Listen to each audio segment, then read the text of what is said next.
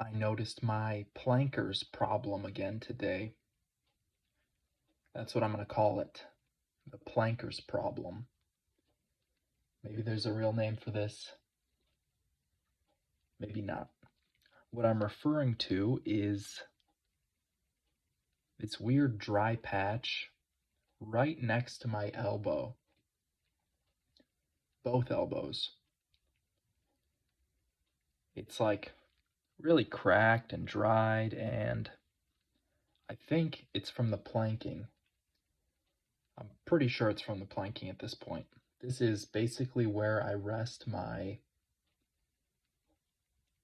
arms on the ground. This is the contact point, or at least very close to it. And it's kind of like a callus. Maybe it is a callus. I've been taking the approach of out of sight, out of mind lately. However, I noticed today that one side had split open. One side had actually, there's like a fissure. I don't know what to call it. The skin's real dry and it must have cracked open or something. And there's some raw skin. It's not actually that red. I put some iodine on it to keep it from getting infected, so it looks kind of bloody, but it's not actually that bad. The picture makes it look worse because of the iodine, stains it kind of red. And that's the planker problem. It's a callus on my elbow or next to it. I don't know what this thing is. It's kind of like freaking me out though. I used to have kind of a dry spot there. I think most people do. And now it's like pretty gross, honestly. It's pretty gross. It's like a big old callus or like a bunch of them. And it's probably not going to get any better considering I'm living in plank purgatory. It's probably just going to keep getting bigger and worse. Or maybe it'll just harden over and then I'll be good. Then I could plank for 10 hours straight without a feeling on my elbows. Who knows what'll happen? Right now, though, it's split open. It's split open, and that kind of bothers me because that means it could get infected or something. But it's just right under the skin. Anyways, enough of the plankers problem. Real plankers get what I'm talking about. Enough of that. Today was another relatively easy day. I did 15. No. Actually, I did a little bit different today.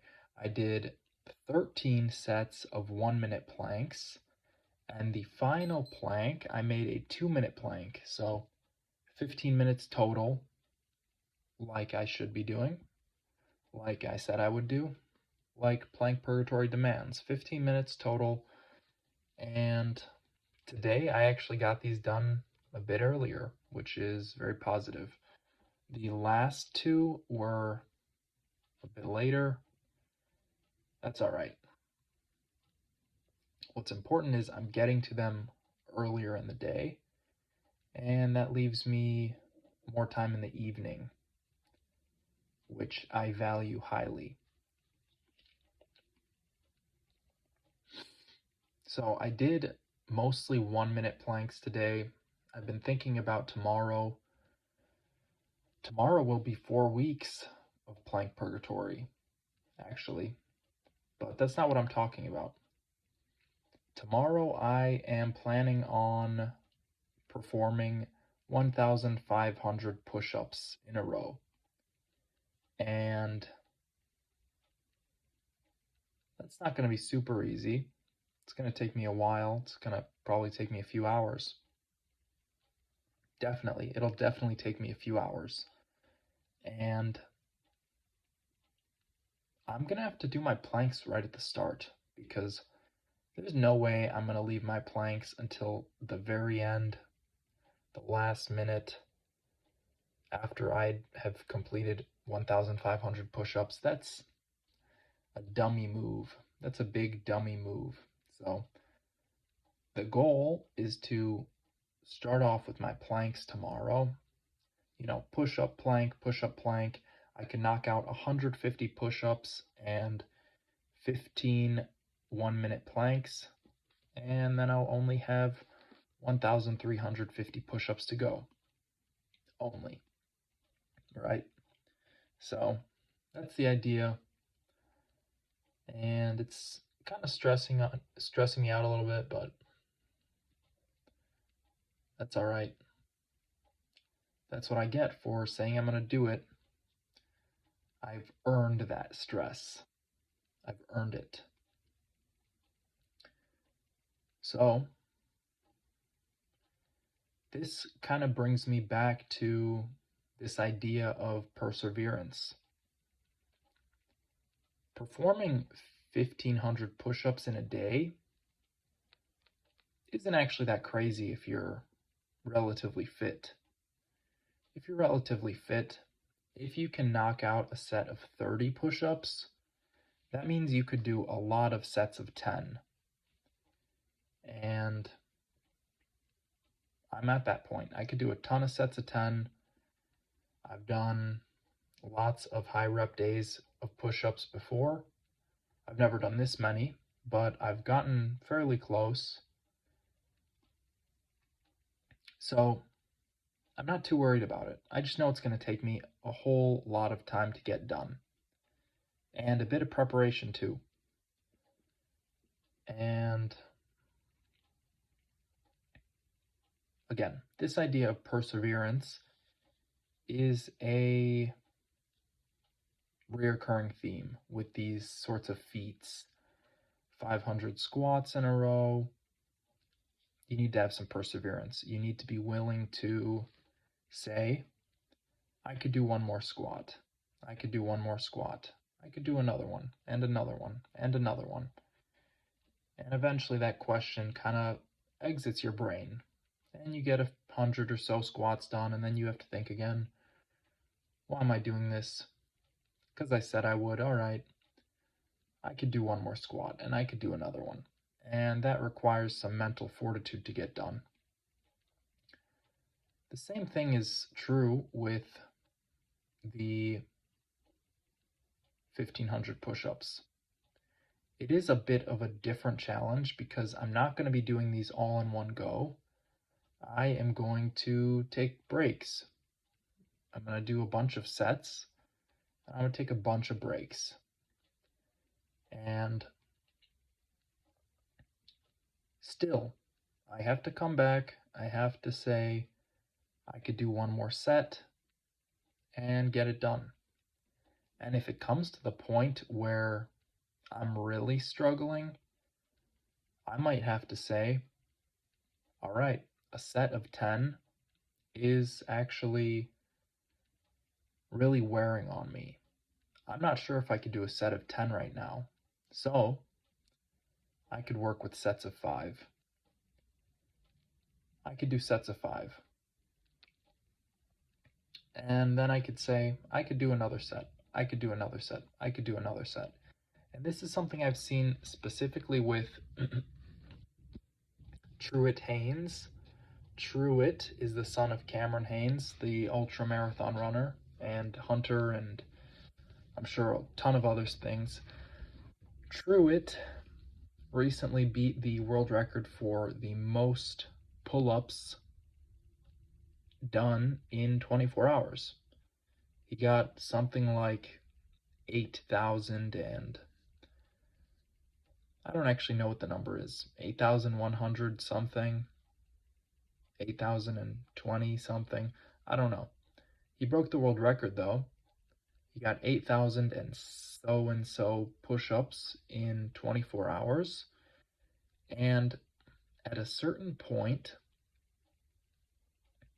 you've got to say, all right, I can't do a set of 5 anymore. I can't keep it up at this pace. I can't do that. there's just too much lactic acid buildup, there's too much basically damage to the system. I've got to dial it down a bit. I've got to dial it down to a pace that I can endure. And so you go to 4 pull-ups, or 3 pull-ups, or even 2 pull-ups. 2 pull-ups every minute on the minute. Still, that's no easy task. That's something a lot of people can't do. And to be able to do that once you've completed thousands of pull-ups in a row takes a lot of perseverance. It takes a lot of mental fortitude.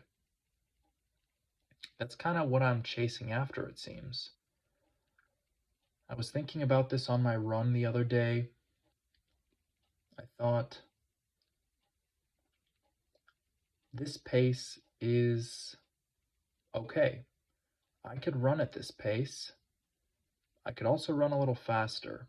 And so I bumped up the pace. It's a little bit different with running because it's a lot more variable in running. It's a lot more analog, not so much digital.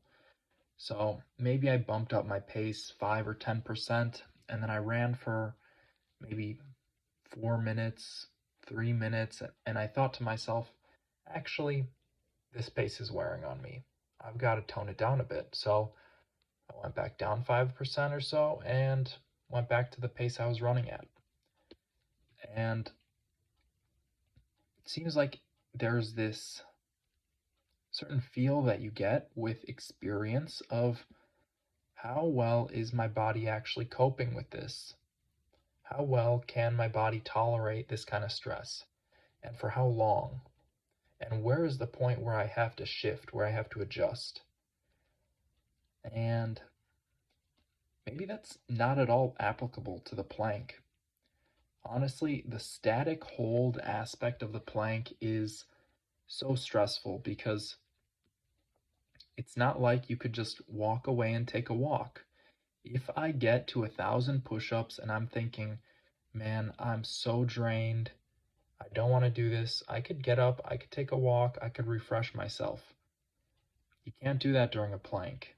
You absolutely cannot do that. You can't get up, say, all right, I did 4 hours of planking and now I'm going to take a little break. I'm going to get some water. I'm going to have a light lunch. I'm going to take a walk and then I'll come back and continue on my plank. And you guys keep counting the time when I get back. It's not how it works. The time stops when you stop. That's the difficult thing about the static hold is that you don't actually move. You can kind of like wriggle around. You can kind of make small adjustments, but it's not really moving. You never really shift your feet. Maybe you do shift your feet, but you never move them. You never pick your foot up and take a step, unless you count a tiny step as a step. You never go from one place to the other. You're stuck in that position for quite a long time. And it's all voluntary. And that's another thing that makes it real tough is that it is all voluntary. You have decided to put yourself in that position. You are the one who decides, I've had enough. I'm dropping. I'm dropping on my knees, I'm dropping on my belly, whatever it is. It's very rare, and in fact, I've never even heard of this, for someone to actually fail a plank where their muscles give out before their will does. I've never heard of this. I'm sure it's happened. I'm sure people get injured doing planks. I'm sure it's happened before. I bet it's very rare, but I'm sure it's happened. However, most of the time, and from my experience, 100% of the time, every time I've seen when someone stops doing the plank, it's because they made the active decision to stop doing the plank. That's a real hard pill to swallow.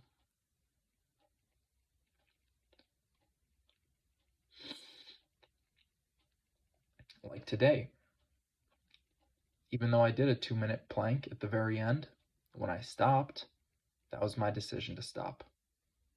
If I wanted, I could have kept going, but I didn't want it, and so I stopped. And that is Plank Purgatory Day 27. Thank you for watching. Bye.